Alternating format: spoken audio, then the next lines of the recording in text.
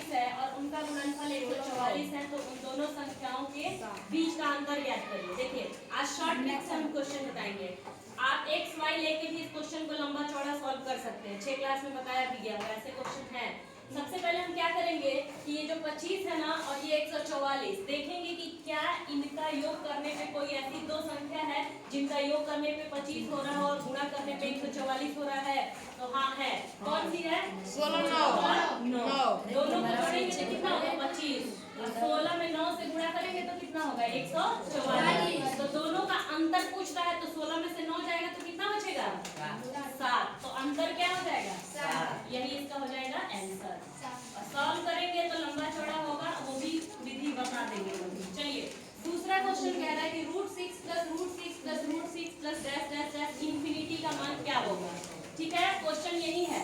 तो देखिए इधर या तो आप इसको सॉल्व करेंगे कि रूट में 6 + x इसको लेटर सपोज करके सॉल्व करेंगे, या छोटा सा इसका ट्रिक है, इस 6 को दो भागों में बांट लीजिए प्राइम नंबर्स में। तो देखिए इधर 2 3 आई 6 होगा ना, तो जो इसमें बड़ी संख्या होगी यही इसका क्या हो जाएगा?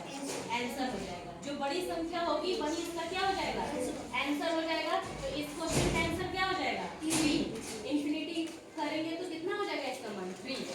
तीसरा क्वेश्चन है कि वह बड़ी सी बड़ी संख्या ज्ञात करिए जिससे 125 और 94 को विभाजित करने पर क्रमशः 5 और 4 शेष बचे।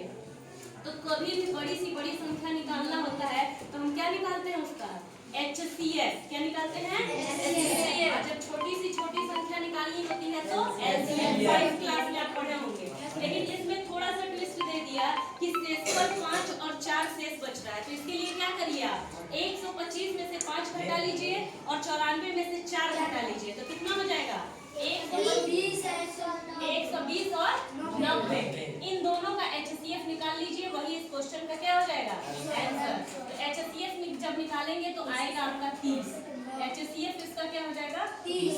सभी को निकालने आता है? तो इसका आंसर क्या हो जाएगा? 30। अगर केवल पूछता कि वह बड़ी सी बड़ी संख्या ज्ञात करिए जिसको 125 और 94 से विभाजित देने पर शेषफल कुछ भी नहीं बचता है, तो आप डायरेक्ट क्या कर देते? दोनों का HCF निकाल देते। किसी को कोई समस्या? क्वेश्चन सभी लोग उतार लिए हैं, उसके नीचे ये लिख लीजिएगा।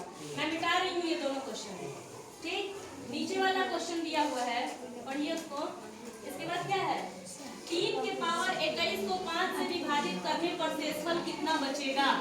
3 की पावर 21। देखिए एग्जाम, अगर आप कोई कॉम्पिटिटिव एग्जाम दे रहे हैं ना तो उसमें समय आपके पास ज्यादा नहीं होता है, तो ये सब ट्रिक आपको पता होना चाहिए। बाकी हम लोग पूरे साल तो अपना बुक पढ़ते ही हैं, जो भी उसमें क्वेश्चन होता है उसका फॉर्मेट किस फॉर्मेट में उसको कैसे सॉल्व करना है, लेकिन ये सब आप लोग जानिए क्योंकि आंसर तुरंत निकालेंगे तो आपका समय बचेगा। तो 3 की पावर 21 को किससे भाग देना है? 5 से भाग देना। देखिए ध्यान से, 3 की पावर 1 करें तब तक करेंगे इसकी पावर जब तक कि रिमाइंडर 1 ना आ जाए। तो देखिए इधर 3 की पावर 2 करेंगे तो 9 आएगा, 9 को 5 से भाग देंगे तो कितना बचेगा? 4। 3 की पावर 3 करेंगे तो 27 होगा, इसको भाग देंगे तो कितना होगा? 2।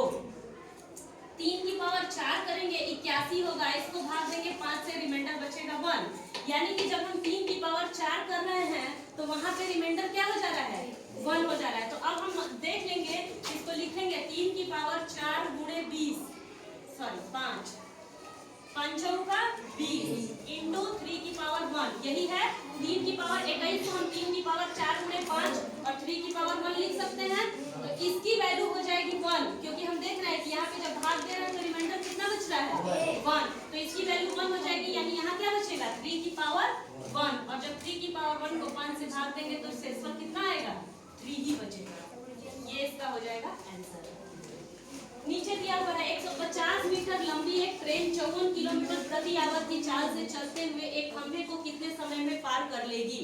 तो यहाँ पे क्या क्या दिया हुआ है? डिस्टेंस दिया हुआ है और उसकी चाल दिया हुआ है, समय पूछ रहा है आपसे, तो समय क्या हो जाएगा?